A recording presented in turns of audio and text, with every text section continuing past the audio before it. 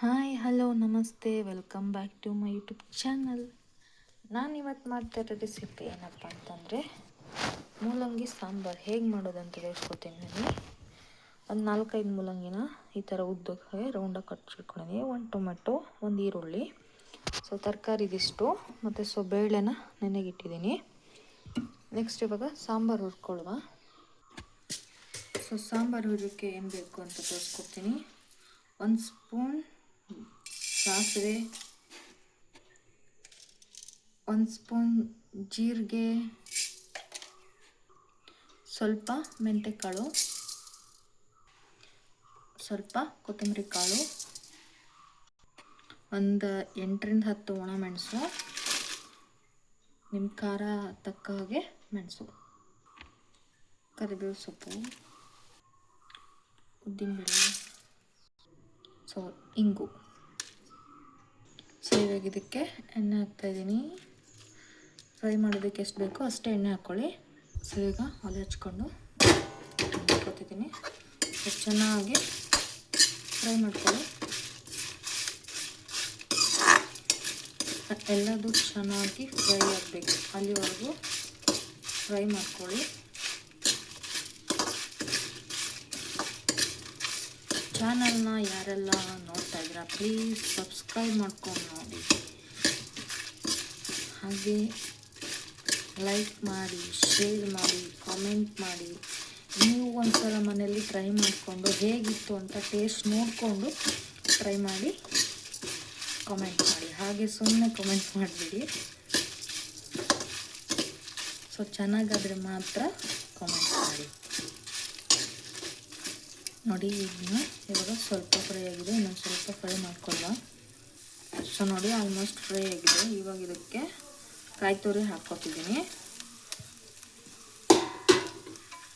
ನೀವು ಹಾಗೆ ಡೈರೆಕ್ಟ್ ಮಿಕ್ಸಿಗೆ ಹಾಕ್ಕೋಬೋದು. ಇದನ್ನು ಸ್ವಲ್ಪ ಫ್ರೈ ಮಾಡಿದ್ರೆ ಇನ್ನೂ ಚೆನ್ನಾಗಾಗುತ್ತೆ ಹೇಳಿ ನಾವು ಇದಕ್ಕೆ ಹಾಕ್ತಿದ್ದೀನಿ. ಲೋ ಫ್ಲೇಮಲ್ಲಿ ಇಟ್ಕೊಳ್ಳಿ ಇವಾಗ. ಇದಕ್ಕೆ ಇವಾಗ 1 ಸ್ಪೂನ್ ಅರಿಶಿನ ಹಾಕ್ತಿದ್ದೀನಿ, ಹಾಗೆ ಸ್ವಲ್ಪ ಹುಣಸೆಹಣ್ಣು ಹಾಕ್ತಿದ್ದೀನಿ. ಒಂದ್ಸಲ ಈಗ ಚೆನ್ನಾಗಿ ಮಿಕ್ಸ್ ಮಾಡ್ಕೊಳ್ಳಿ ಎಲ್ಲದನ್ನು. ಕಾಯಿ ಹಾಕಿದ್ಮೇಲೆ ತಲೆ ಹಿಡಿಯುತ್ತೆ. ಹಾಗಾಗಿ ಜಾಸ್ತಿ ದೊಡ್ಡ ಫ್ಲೇಮಲ್ಲಿ ಮಾಡ್ಕೊಬೇಡಿ, ಸಣ್ಣ ಫ್ಲೇಮಲ್ಲಿ ಮಿಕ್ಸ್ ಮಾಡ್ಕೊಳ್ಳಿ.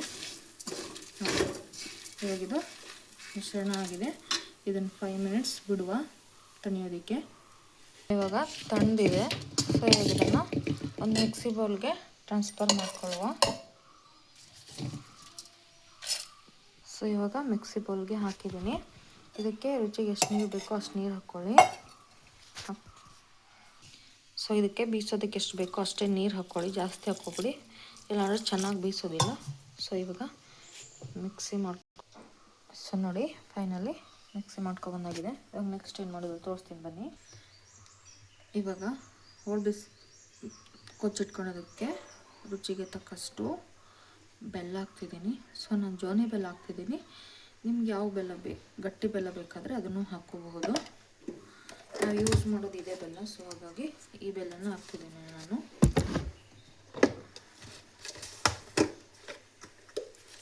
ಇವಾಗ ರುಚಿಗೆ ತಕ್ಕಷ್ಟು ಉಪ್ಪು. ಇವಾಗ ತೊಗರಿಬೇಳೆ ನೆನೆಸಿಟ್ಕೊಂಡಿದ್ದೀನಿ, ಇದನ್ನು ಹಾಕ್ತಿದ್ದೀನಿ.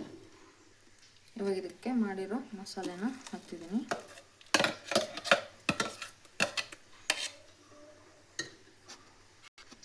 ಇವಾಗ ನಿಮಗೆ ಸಾಂಬಾರು ಯಾವ ಹದದಲ್ಲಿ ಬೇಕೋ ಅದಕ್ಕೆ ನೀರು ಹಾಕ್ಕೊಂಡು ಸರಿ ಮಾಡ್ಕೊಳ್ಳಿ. ಬೇಳೆ ಹಾಕಿರೋದ್ರಿಂದ ಅದು ಮತ್ತೆ ದಪ್ಪ ಆಗುತ್ತೆ. ಹಾಗಾಗಿ ತೆಳ್ಳಗೆ ಮಾಡ್ಕೊಳ್ಳೋದು ಬೆಸ್ಟು.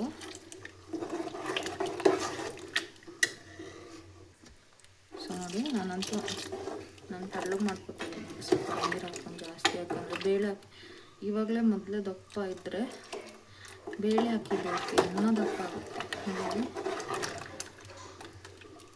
ನಾನು ತೆಳ್ಳಗೆ ಮಾಡ್ಕೊತಿದ್ದೀನಿ. ಮಿಕ್ಸ್ ಮಾಡ್ಕೊಂಡಾಯ್ತು. ಇವಾಗ ಕನ್ನ ಕೊಸಿ 3 ವಿಸಲ್ ಹೊಡ್ಸೋಣ. ನೋಡಿ ಫೈನಲಿ ಮೂಲಂಗಿ ಸಾಂಬಾರು ರೆಡಿ.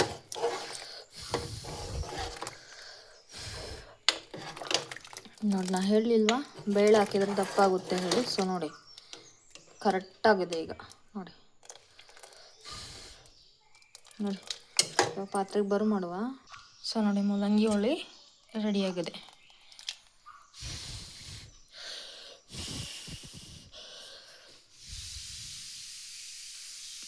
ನೀವು ಟ್ರೈ ಮಾಡಿ ಹೇಗಿತ್ತು ಅಂತ ಕಮೆಂಟ್ ಮಾಡಿ.